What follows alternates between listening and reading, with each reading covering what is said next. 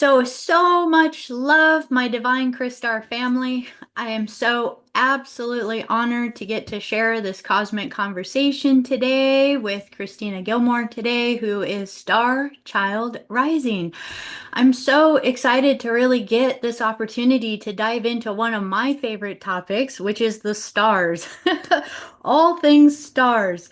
So, within this, I just want to introduce Christina to each and every one of you today for you to get the opportunity to get to know her a little bit more about what she is sharing so that we can truly unite as a star family, share our gifts and our abilities. And Christina, I'm so honored to have you here today as a star traveler and a star guide. I love one of the things that you have on your website that you are born a star seed with double Aquarius sun and an Aquarius ascendant. I love this. That as you are authentically a star child rising, that you are here to really guide others through the stars, through the charts, really helping to guide others back home. And I want to just go ahead and dive right in. I want to give everyone the opportunity to get to know you, some of your journey, and what your experience has been with the stars. So, the first thing I just want to dive right into because I love this triple Aquarius energy. You describe yourself as a star child rising with this double Aquarius energy and the Aquarius ascendant. How does this unique combination really, how has this shaped your life, your journey, and your connection to the stars? Okay. Well, first of all, thank you, Becca B. I'm just so excited to be here with you. Uh, so thank you for this opportunity. As far as the double Aquarius, Aquarius plays a major role in my life and in my chart.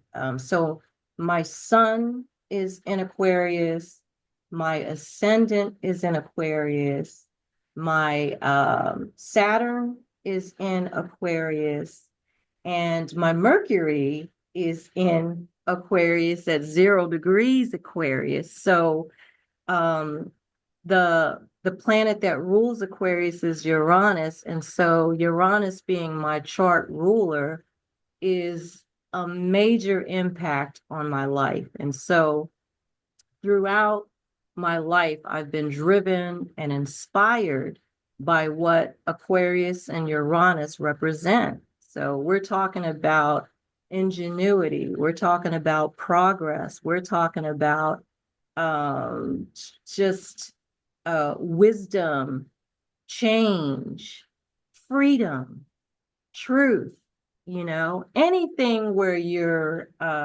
thinking out of the box that drives and inspires me and has been part of who I am from the beginning. So I think that in alignment with where we are right now, we're in the age of Aquarius. Some say we're moving there, but I say we're there, especially after the planet of power and transformation, Pluto, stepped into Aquarius recently. I feel like we're there. And so now is the time to think out of the box and think of more forward ways to do things and make things happen. So it's an exciting time for all of us. I Me absolutely agree. So, being a bit of the rebel of Uranus energy, I hear you for the ingenuity, for the moving forward, for the inspiration. I love Uranus as an energy. To me, it's a vibration that keeps us motivated and going. It won't let us sit still if it wasn't our soul's design. I'm curious about maybe your kind of where you started with all of this. I know everybody's journey with astrology is unique. So I'd love to know, when was that nudge for you that really started to pull you on this path? What's your personal journey in this lifetime? Well, I think that I'm not sure when it started, but I know I was young and I used to read you know how they would have in the newspaper, the horoscopes. I would read that all the time, even though they were so broad and general, they could fit anyone. But I found myself captivated in reading that all the time. And then I believe when I was in maybe late middle school, early high school, my brother, who was not into astrology, but he was a voracious reader and he knew that I was, he introduced me to this book. He said, Have you heard of this book, Star Signs by Sun Signs by Linda Goodman? It was this huge book back in the day. And that was pretty much the tipping point. I just read it over and over again, which eventually led to me reading Jean Avery's rising sign on ascendants. And then I started getting involved in natal charts, understanding not just the signs, but the aspects and houses and um, all of that. I even took classes. Much of it was self-taught, but eventually, by the time my first Saturn return came around, I had opened up a small business on the side of doing interpreting astrology charts for others. And so it goes way back, but then it has progressively increased more and more. That's kind of like how I got my start. Oh my gosh, that is amazing. So it's kind of like it just came into your life, and it sounds like it was really supported by your family as you were exploring it at a younger age. Well, they all considered me kind of like an oddball for several reasons, not just because I was involved in astrology, but because I was also from the age of 9 visited, I know, by alien beings of some sort. I know this for a fact. It has been happening over the years. And so nobody else in my family was experiencing that. And so they kind of like was like, there she goes again.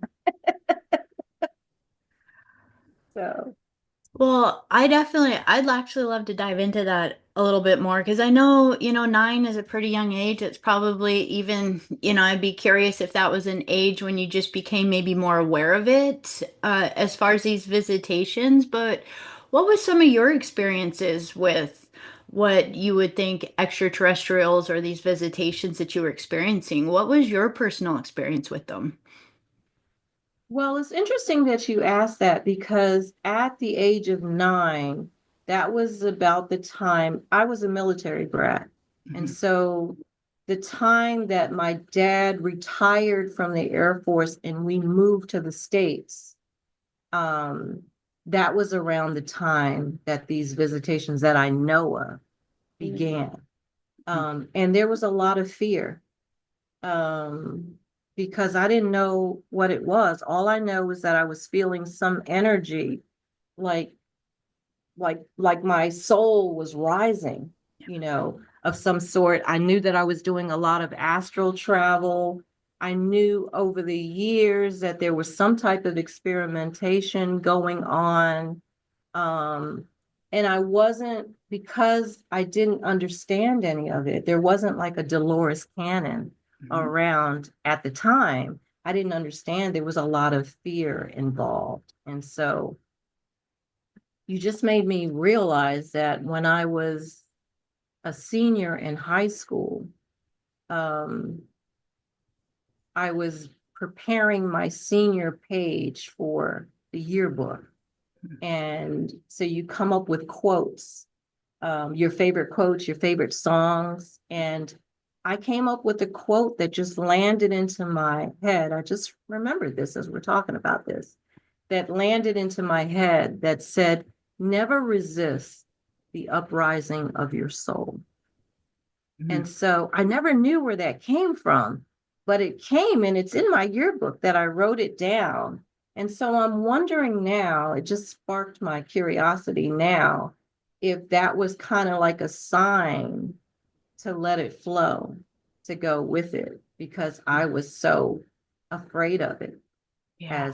as a child. So Yeah, and that's something I can relate to as well, that it sometimes it happens so early on and there isn't always people around that understand it. that it kind of feels like you're in it all by yourself. So it can be a bit of a frightening experience. And, being kind of involved in astrology, so things that did take you to the stars and these kinds of things, having had those experiences when you were younger, did you find that you actually kind of were curious about beings from other places, or did that kind of cap itself and go underground for a little bit until later on in your life when you started to get more curious about maybe other races or different things going on within the cosmos? I was definitely hungry for knowledge. And then once I knew, I felt my team around me that when I was really scared, I could feel this energy kind of coming in and like calming me down. And once I knew that was around me, I began to be very curious. And that's when started um, reading these books about UFO abductions and then eventually into Dolores Cannon and just pouring over reading about them and and trying to understand more about it. So I think it was part of my evolutionary process, to learn more about it, to kind of have the fear dissipate a bit, so I can open up for growth. Yeah. Yeah. Because that fear can be so gripping that kind of starts from that earlier age that really does take that kind of that passion and that hunger from the soul. So I would imagine that Aquarius energy really it came in handy for that. It would never let me get comfortable. Uranus is always shaking shit up, and so I never really got comfortable in if I was kind of, trying to move away from where I was being called towards. So hmm yeah, that Yeah, helped a lot. absolutely.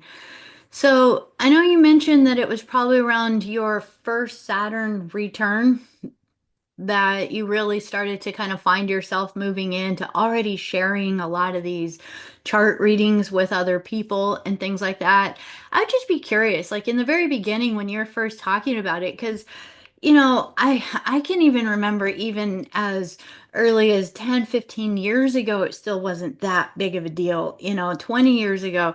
I'm just curious, at that time, what was it like? Really, I love to hear astrologers' experiences, really kind of like sharing this with individuals and building that momentum that we are at today. What was it like when you were a kid sharing these things?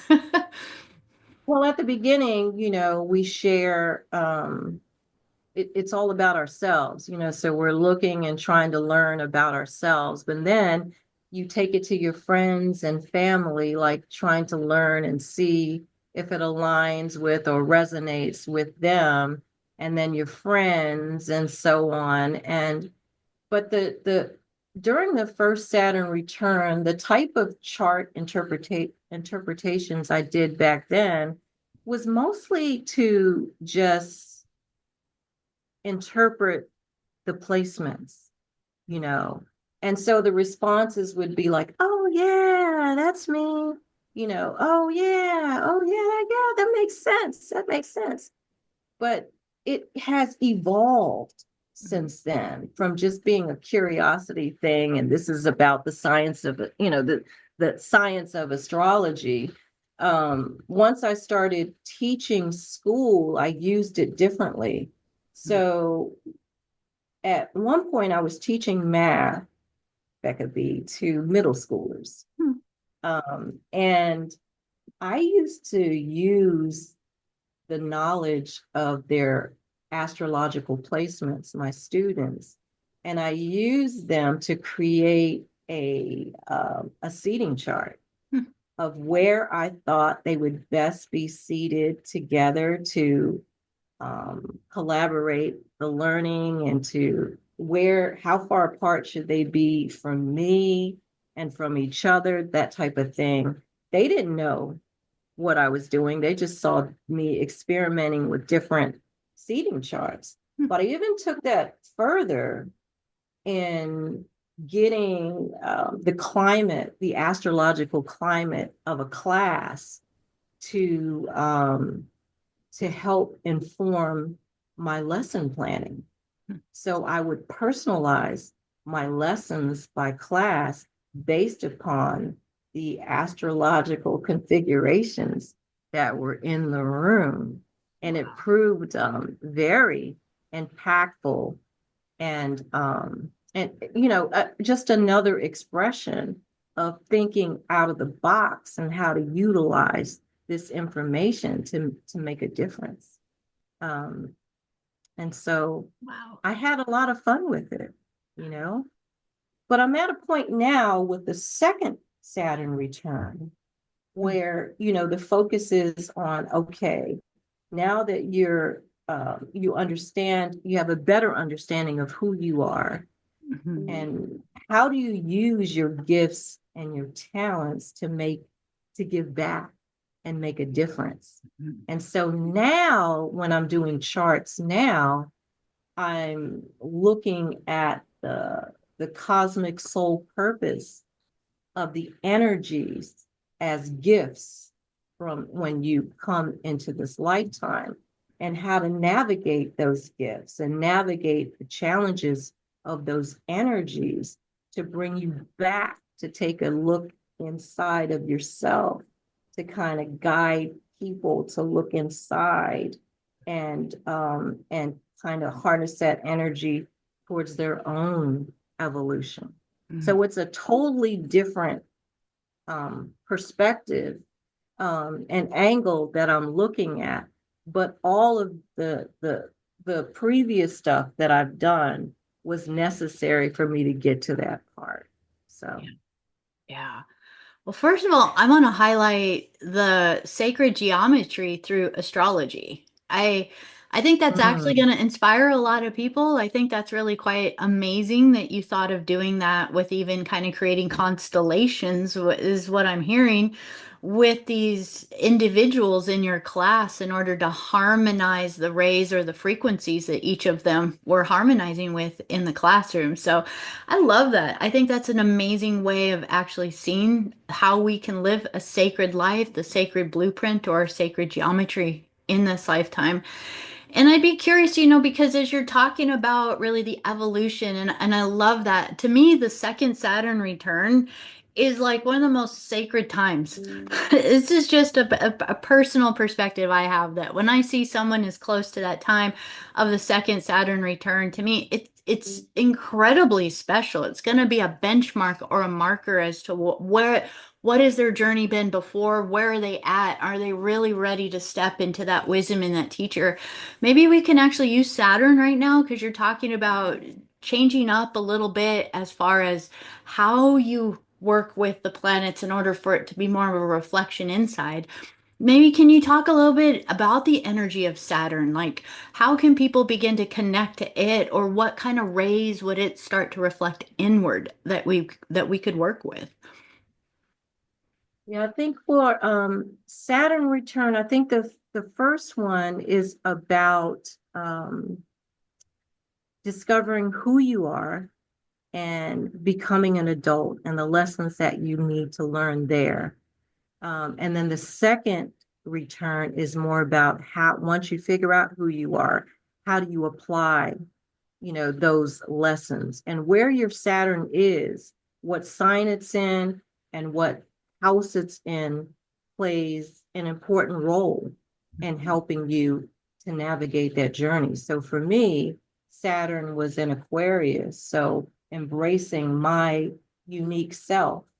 And it was also further in my first house, which is all about self. So I had a lot of lessons to learn about how to accept myself and live authentically as myself. And I will tell you that I did that kicking and screaming. I wanted the kind of like that easy way out. But as you know, the universe has a way of, easing nicely towards you at first, you know. You want to think about this? How about think about this? And then as you get closer, it's like you really need to think about this, or you really, you know, you have a commitment. You're here to fulfill your commitment and your and what you said you wanted to do in this lifetime. Let's get to it. Now is the time. And so, because I did that kicking and screaming, I took detours along the way. I smoked weed for many years. You know, I had my moon conjunct Neptune. And so it was a kind of a way to distract myself for Mhm. years. But as the universal energies hover, including Saturn, coming around, you know, 29, 30 years coming around, and each time it comes closer, it triggers some of the energies. There are lessons that you need to learn that you'll learn kicking, kicking and screaming like I did, or open your mind and let it flow. And so by the time the second Saturn return came around, I don't feel like I had a choice, Becca B. I felt like um, this is it. I mean, I was trying all different kind of ways not to center this work because I never felt like I could make a living from it, you know? Yeah. Um, but it just kept coming stronger and stronger. And I realized then I need to let it go. I need Mm. to let it go. I need to surrender and allow myself to go deep and figure out who I am and what I'm here for. And so once I made that decision to do that, things have been happening nonstop. It's Wow. been a life, just a life-changing moment once I made that final decision. And that was pretty recently, back in 2024. So things have just been happening, you know, right after that. So, I love Saturn. I think Saturn actually has some of the greatest gifts, not only to show us maybe what has been constraining or restricting. I love how you say it was like no choice. It's going to move it through. I'm sitting there kind of calculating things in my head as you're saying, if your Saturn's in the first house, it would seem that actually astrology kind of came into your life when the transiting Saturn started to move into your 10th house. hmm, mm-hmm. Which is pretty amazing, for almost kind of a lot of times these things happen in our chart and we get to kind of in hindsight go like, oh, there it is. I always just think the charts are so amazing because it really truly is there within these beautiful blueprints that we have as we start to learn to read them. And I'd be curious because I know I definitely want to dive into some of these amazing books that you have been sharing, but as we're looking at the inward approach and just the sacredness of the Saturn return, just curious now as we expand from Saturn, when you're really looking at a chart to what's really reflecting maybe that someone could contemplate inward to really start to kind of get the base or the foundation, maybe where you might even start to take a peek first for those foundational rays. Like, would it be one particular planet, or what would you start to look at within the chart? The very first thing I look at a chart is the position of the north and south node. So astrologically speaking, the south node kind of gives me the idea of where they're coming from past lives. So, like, where did they leave off before they started this particular life on Earth? And the North Node is kind of like an arrow to show me where, in which direction, or where do they need to move in order to grow and evolve towards their cosmic ascension. So I always start right there. And then everything else is kind of like icing on the cake. It gives me an idea of what was co-created or what was put in place to help them get to that North Node uh, source of growth and what they can leverage from their South Node to help get them there. And so, if that makes sense. Yeah, yeah, absolutely.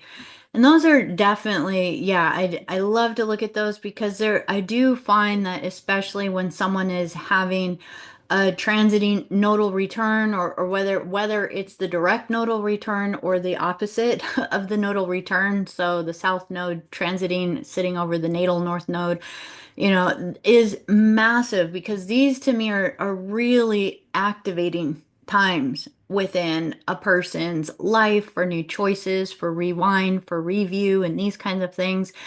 And as you dive into the North Node and the South Node, what are some of the added ways that you would have people work with it in order to really pull out their greatest gifts and abilities?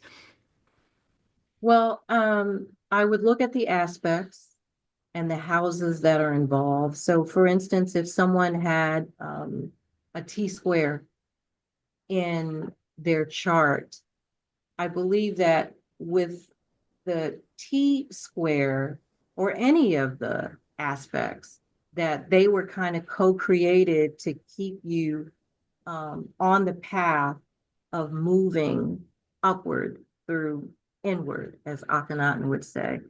Um, so, for instance, if you have a T square, and as the transits come around, like some of the planets move faster than the others. So, like Mars may come around every, 2 years.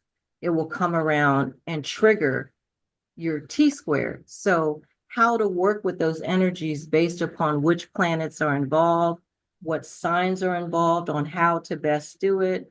Where is the apex? Where is most of the pressure being concentrated on in that T square? And then how to utilize that missing leg of the T square to kind of alleviate some of that pressure and move at a higher vibration towards your towards your cosmic ascension.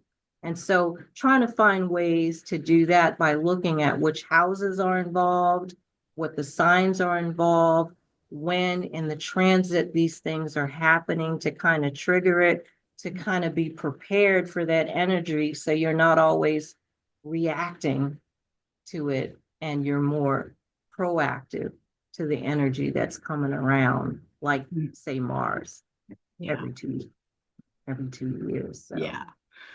And I love that you're bringing that awareness because I think the transits and the movement, which I like to refer to as the dance of the planets, is really important to watch because they're not random. I think as we're starting to get more and more aware and remember astrology as an ancient science and an ancient language that we were very familiar with in many other lifetimes, that we'll start to remember how to watch for these things so it doesn't just seem like things are happening in our life. And I wanted to touch on this because we're on the nodes right now. And, for individuals who may know or may not know, the nodes are directly affected as the lunar nodes. So they're affected by the moon and the moon placement within the chart. And I know the moon is like a really big energy that you have studied, that you have worked with. You've actually created an entire program around the moon. And I want to just dive into this particular energy that you have is this guided meditation series, 144 sun moon journeys. It sounds amazing. Can you talk a little bit about that? yeah, once I once I made the decision, let me backtrack for a minute. Once I made the decision that I was going to center this work and not get distracted, immediately, I would say within about less than 2 weeks, I got nudged that I was going to write a book. And I knew that it was going to be 3 books. I didn't know what the titles or what was going to be in the 3 books, but I knew it was three. And within 3 months, I wrote 3 books. Wow. After I wrote the books, after I wrote the trilogy, I started a dedicated meditation practice where I would meditate every day. I'd never done that before. I would do it once in a while, and, but once I wrote the books, I started a practice, and immediately I started getting messages, right? Mhm. And so one of the messages that I received was to look at the transits that were happening and how they were impacting my chart. And I hadn't looked at my chart for a while. So I did that, and I noticed right away that Pluto was conjuncting my Mercury in Aquarius, which is right on top of my South Node, was conjuncting it for the 3 months that I wrote those three books, right? Mhm. So it was, that it was during that time. So I knew that was significant. So as I was doing as my spirit team was telling me to look at the transits, I noticed that, how a planet will conjunct and then kind of back up and Mhm. then come back through. Yeah. So I noticed that Pluto was coming back through toward around the end of 2024. So it was those last couple of months of 2024, it was coming back to re-hit my Mercury and the South Node. And so I thought, am I supposed to write some more books? Because I didn't feel that that was happening. Mhm. But what I got was I was supposed to do the sun moon 144 recordings. That's what I was supposed to do. And I cranked those out. It was like I was in a zone that could be for those couple of months. I cranked those out, put my heart and soul into them, and I got them out in 144, 144 different combinations. And what Wow. they are is taking the sun and the moon combinations together, looking at them together as to what could be the cosmic soul purpose of having this combination, and how that energy interacts, you know, with the environment. How does that play into your healing and your cosmic journey? And created affirmations and visualization and a meditation. They're about 15-20 minutes to keep one focused on understanding the the the sole purpose of accepting and embracing your particular energy to help you use it to move towards your ascension. And Mhm. so And that's so what's if happening. someone was working with this, is it so that it kind of moves through the transiting progressions too? Like is it where you would look up your own personal sun moon combination? You would look up your own sun moon combination. So, for example, my sun is in Aquarius and my moon is in Scorpio. I would order the sun Aquarius and moon Scorpio Got it. recording. And Mhm. so that you would get a feel, it would be personalized to that. So your combination says this. This Hmm. is how you can best move forward. This is some of the things that you want to think about. And you could repeat the affirmations after me, or you could let them sink in. Listen to them every day, 15-20 minutes a day, and they start to make an impact on how you approach and move through your daily life. Love that. I love that so much. And, there's a couple questions in here because this is amazing, but I really want to highlight something that you kind of kind of just went over it as just like, yeah, I was doing this and then all this stuff happened. But you really started to get into this daily practice of meditation. Like it's like you really started to step back into like a daily ritual, a daily practice. And I'd love to just highlight that because I think that is so important. And it really feels like that started to be the place where your guides really started to speak with you and kind of nudge you with some of these things. So the first thing I'd love to ask is what was your personal daily practice? Yeah, absolutely. I made a commitment that I was going to um, uh, just quiet myself. I created a sacred space, um, and um, and tried to still my mind and meditate. Can't still my mind. That doesn't happen. But stay in the sacred space and quiet myself and go within and open up. And then, regardless of what happens, write it down. Write down my feelings about it. Um, talk, talk it through. And it has been a life changer. It's been a game changer because I no longer, I've gained so much patience. Mm, You know, I think I spend or we spend so much time kind of worrying about what could happen, what could go wrong, what we yeah. need to be doing to, as opposed to giving this time to ourselves to go inside and let whatever come out.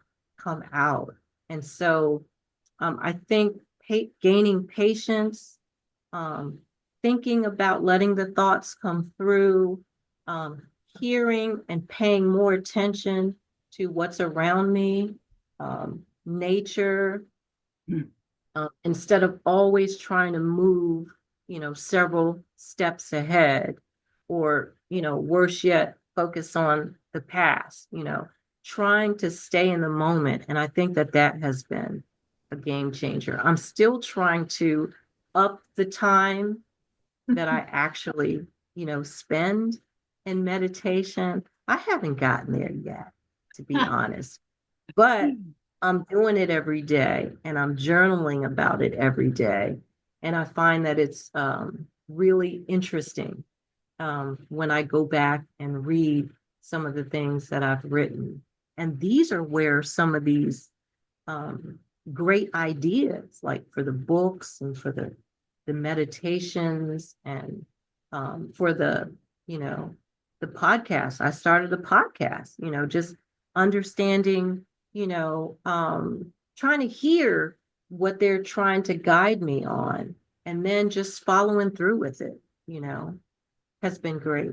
So that doesn't mean I'm still not nervous about, you know, making ends meet, but that's still there. But I'm a lot more calm, and I think that my frequency is a lot higher as I go through my days. That is beautiful. And it is, it's about the devotion and the dedication to it. So even if it feels like, oh, well, I'm not at as many minutes as I would like to, I kind of sometimes think that's also just our mind trying to determine what's a better amount. And just the fact that you're getting so much wisdom from the time that you are spending, you're maximizing it by journaling.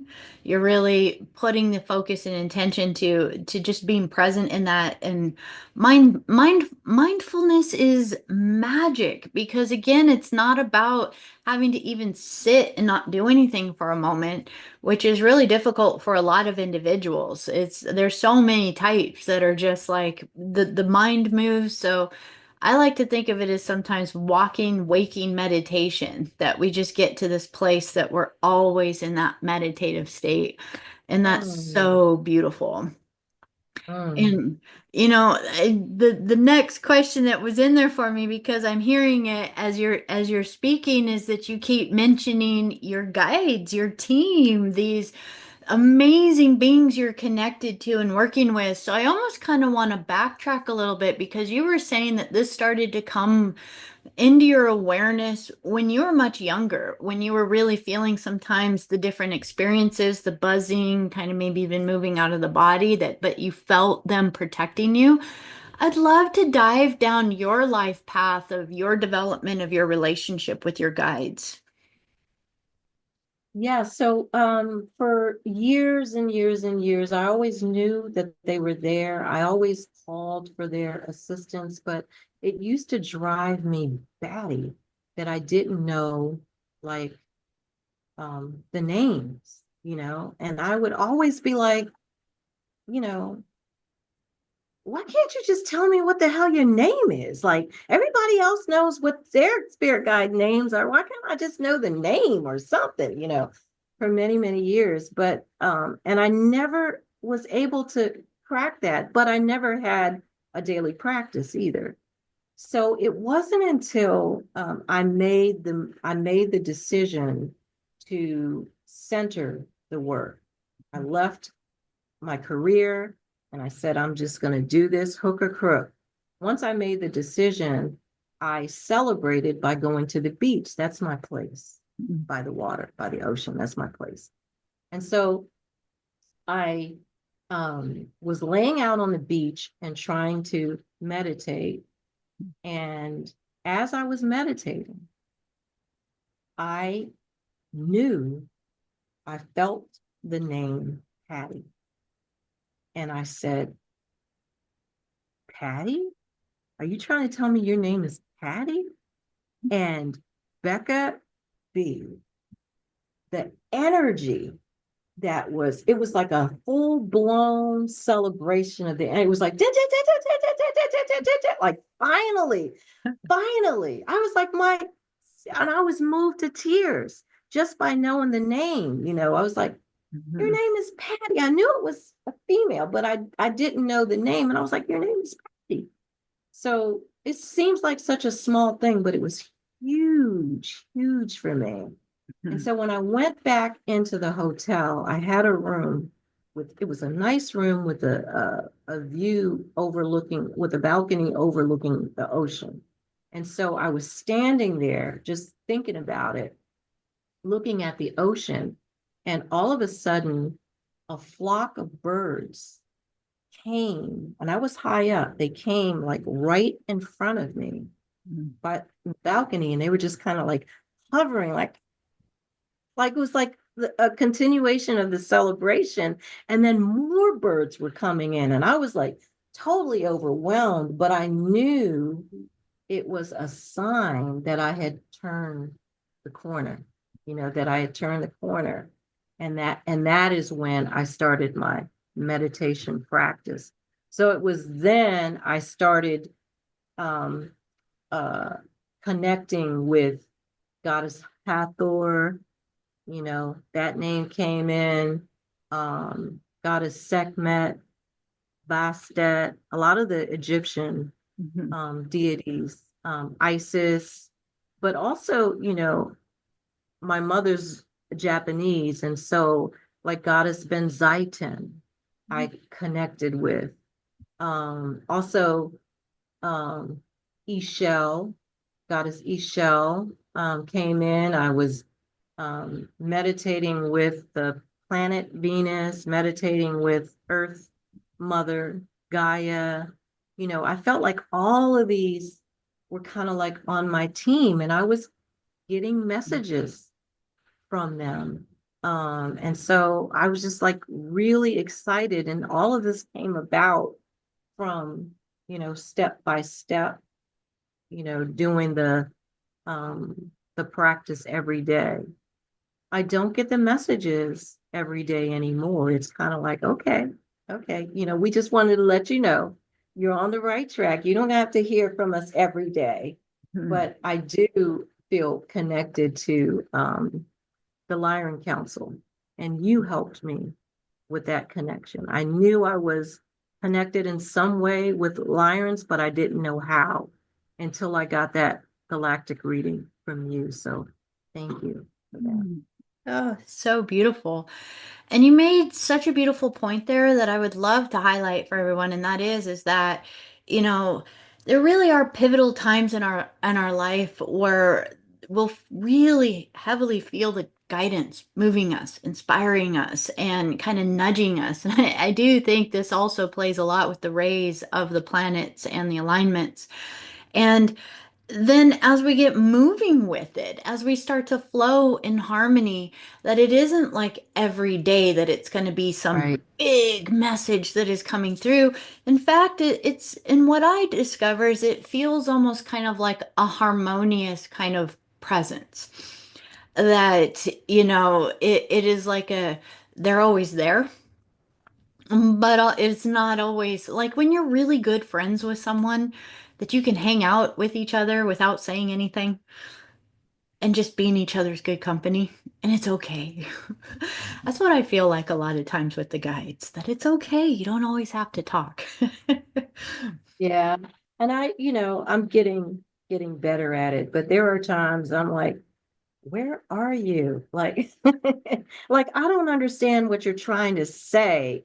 Can you download it in a dream or something? So I started a dream journal, as well, because sometimes I'll get messages through the dreams. But yeah, coming from someone, who is always about control and wanting to know what the next step is and what I need to do next. That's been a game changer in helping with the patience and letting things flow. And I think I'm getting better at it as time goes by. Yeah, yeah. So, in a lot of your connection to the goddesses and the guides, you mentioned Venus. And I absolutely love the vibration of Venus, the hierarchy energy from it, that guiding energy that comes from there. And I know you, like, I believe it's the Vision of Cosmic Love book that you go into Venus a bit. And as you work with the, say, the Venusian energy, or as it's connecting with you, what would you share as far as some of the rays or some of the qualities or how we can incorporate that? Um, let's see. One of the things that came through very strongly as I reached out to the planet Venus, to talk about or to discuss love, unconditional love. And so one of the things that came through strongly, and I highlighted in my book, this is my book here, Beautiful. that came through strongly from the planet Venus was, um, you need to start with your relationship or your love with yourself first. That is incredibly important. And so the first part of the book is learning how the energy of the planets play into you understanding and discovering yourself and developing your relationship for yourself with the understanding that, how can you love others or allow others to love you if you don't love yourself? So that's really important. And then once you get a better understanding of that, then when you're in a relationship with others, whether it be, your partner, um, a lover, your child, your coworker, your family member, whatever it is, you get a feeling of understanding their astrological energy when it comes to relationships and how they think about it, what they're attracted to, what their love language is. Then you can have a better idea, not to change it, but how to, I like how you say harmonize with it, to flow with it. And so, I just want to highlight with this because for maybe others that don't understand astrology or some of the rulers or different things, but it sounds like you're perfectly describing Venus as a ruler for the energy of Taurus, and then Venus for the ruler of the energy of Libra. So it's Mhm. that second house energy into the seventh house energy and vibration. And, I think it is super powerful because there's only a couple of planets that actually have rulerships over multiple, more than one. And Venus is one of them. Venus really kind of shows us these octaves that we play with. And, even recognizing that one's within the first quarter, the next one's going to be moving its way, starting to take us outward. How would you expand on that a little bit, just so that people can play with that, realizing Venus is huge. It really does play a big influence in our life. Yeah, I would say that, a lot of people think that when we talk about love and the impact that Venus has, we're only talking about um, Libra, um, or the signs that Venus rules, right? Taurus or Libra. But there are the houses that Venus rules as well. So regardless of what planets are in your second or your seventh house, planets that are there, signs that rule that house, they all come into play. So it doesn't just have to be, I have to look for the sign of, Libra, or I have to look at the sign of Taurus, and I don't have any. So I guess I'm out of luck with love. Um, People like to but draw those conclusions, huh? right. So, it really is something that you can dive into endlessly, and it's ever evolving because they're all connected in some way. Um, but I think you're right to highlight on those houses and those signs. But regardless of what signs are on those houses, they come into play too, and Mhm. how you work with those energies. Yeah, yeah. And I know it is about the dance, the harmonizing of the different planets, because you've chosen within that book, The Vision of Cosmic Love, to really do an exploration on the planetary dance of Venus, Mars, Mercury, and the moon. Yeah. So I wanted to, I mean, I could have done all of them, right? I could have done all of them, but when you're talking about Venus, it's what you're attracted to, Mars, what drives you to action, you know, and Mercury, how do you think about it? How do you communicate it? And then, with the moon, your heart, and the emotions that come into play. And so the signs and the houses and the aspects that are involved with those planets really have an impact too. So I just wanted to target those to get a strong understanding of how they can be at play when it comes to love, self-love, and then love for others. Mm, Yeah. beautiful. I love that.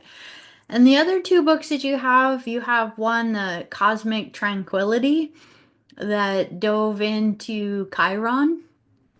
Yeah. Yeah. So this is mine. I have them all here. I'm ready for you. All So right. this cosmic tranquility.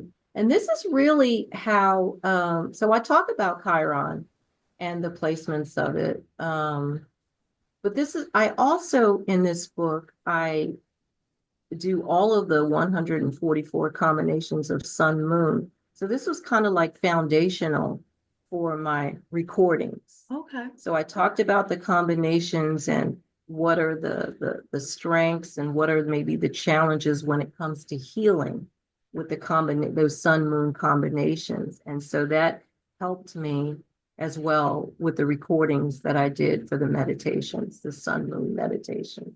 Hmm. I think Chiron's quite an amazing placement to contemplate, to introspect, because I would say it's right up there with understanding the second Saturn return would be coming into that kind of that embracing of the Chiron return.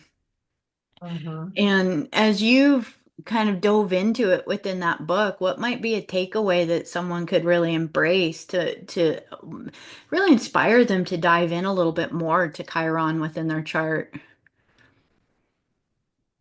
Well, I would say with where we are right now, with our collective kind of like awakening, um, that it's really, really important to understand that, if you want to ascend, if you're working on that, you got to go through some healing. You have to dive inside and work and address stuff that need to be addressed. Otherwise, you're not going anywhere. And so Chiron is, as we know, the wounded healer. It helps you to understand that your deepest wounds can be your greatest sources of wisdom and healing for you. Once you understand where they are and what areas they impact astrologically, it can help you to discover where you need to heal, because your deepest wound is your greatest healer. And so I think when the takeaway that I would want is for people to look into their chart to see where it is. And then once you open and once you make that move towards it, even though it's slow, but you're making the move towards it, things will start to happen and your team will come in and help guide you um, to move forward. And so I think that that is one of the reasons I wanted to highlight that in the cosmic tranquility. I love it. I think the centaurs are very, very important to dive into. So understanding Chiron and, kind of leads us to a curiosity within the galactic histories of the asteroid belt and, and kind of even the Meldeck pain wounds that might be held within there. And so just it's just so profound what you've said, that if you want to ascend, if you really want to truly move on that path of ascension, that it is about facing that which is uncomfortable within many times to face, but otherwise it will be what binds into the Maya, into this realm. So, oh my gosh. Well, I'd love to just touch on that third book because I know I think we've gone backwards through them. But you had to Oh, set sail on your astrological journey and discovered yeah. you. Yes, this is my first book. And I call it kind of like an astrological portal, as kind of like a gateway, because what I wanted to do, this is the first book of the trilogy, was to put together like an astrology 101 book. You know, what are the zodiac signs? What are the symbols? What are the colors associated with them? What are aspects? What are the different types of aspects? How are they expressed? Where are the houses? Where are your south and north node? It seems like a lot to put in a beginning book, but I touch upon all of it just from the perspective of cosmic energies and how they kind of flow within the chart to give somebody like a foundational um, beginning of once they get into understanding their own natal chart. Um, and I also have, like cosmic snapshots of people they may have heard of on how they are expressed and other people like celebrities of that sort, and give them some type of journaling and affirmations as well. It's all in this book, but I think that before someone gets a more in-depth reading Mhm. where you dive deeper into one's own blueprint, having foundational knowledge is good. And so that's why I put together that first book. And then the other two books just organically came after it. It's just amazing that, 3 books in 3 months is, you must not have stopped typing the whole time.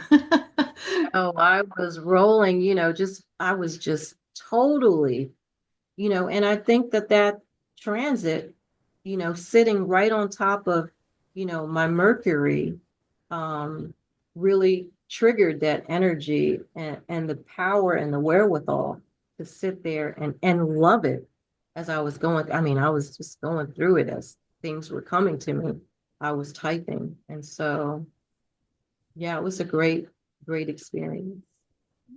I just, the stars, the influence that they have on us, recognizing that we are the stars, we come from the stars, that it would really, I think it's just so important for us to learn that language again. And, I just want to encourage people if you're interested in starting to explore this language, definitely check out these books.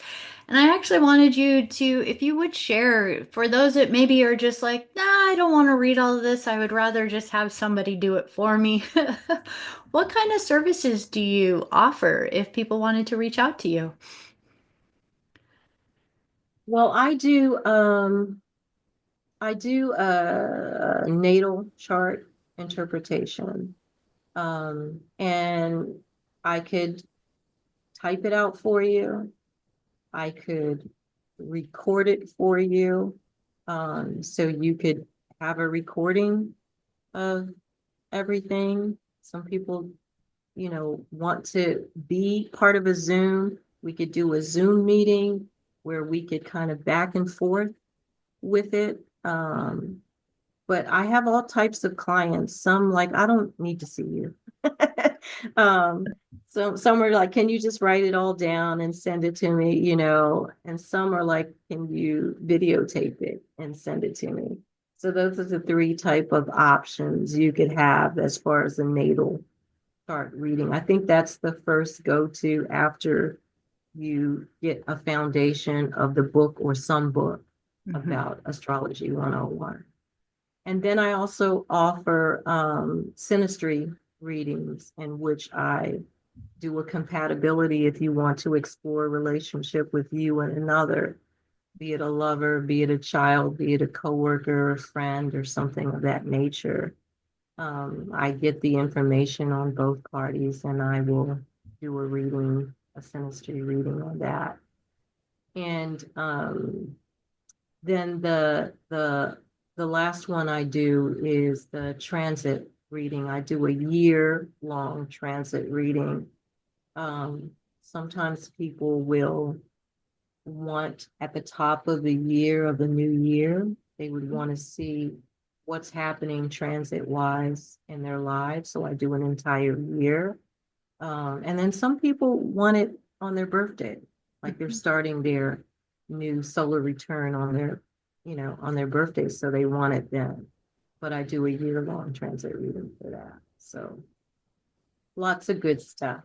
Lots of good stuff, lots of fun getting to dive in to really, explore more of creation by exploring other people's blueprints and then being able to translate. So thank you so much for that gift that you be, for having the courage to step forward with this.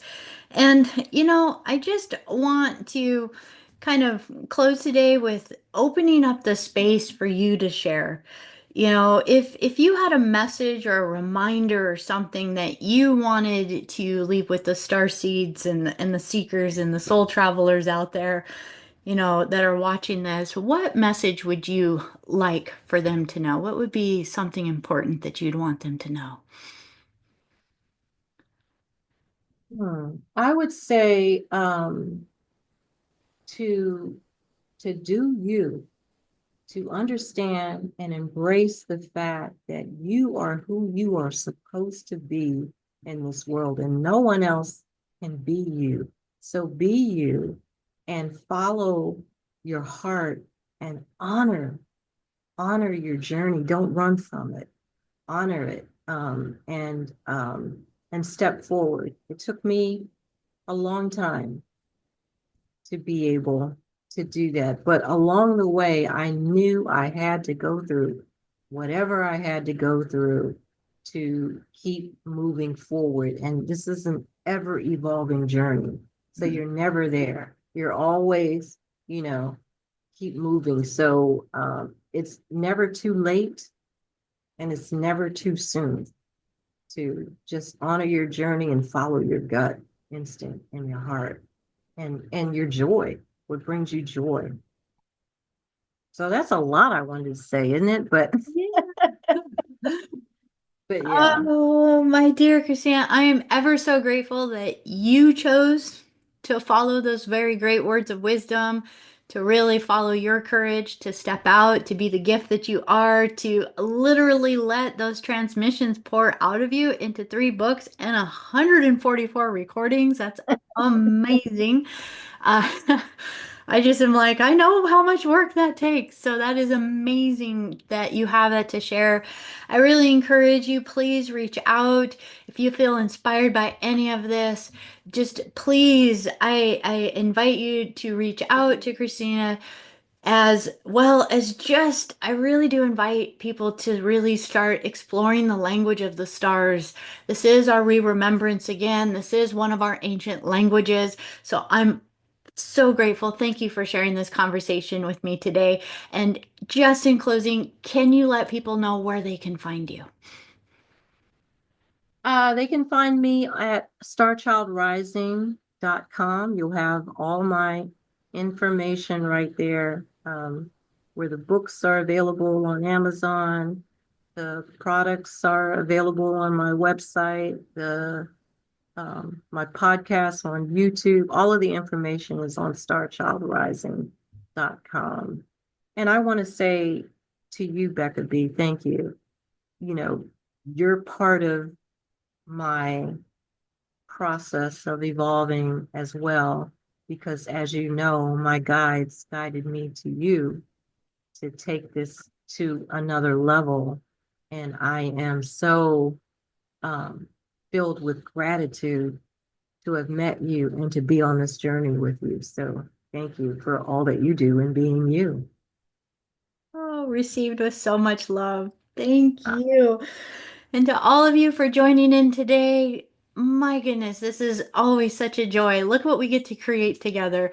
So, thank you, everyone. Please check out all of her information in the description below. Reach out. It is time for us to remember our stars. Thank you again, Christina. Thank you. Thank you, everybody.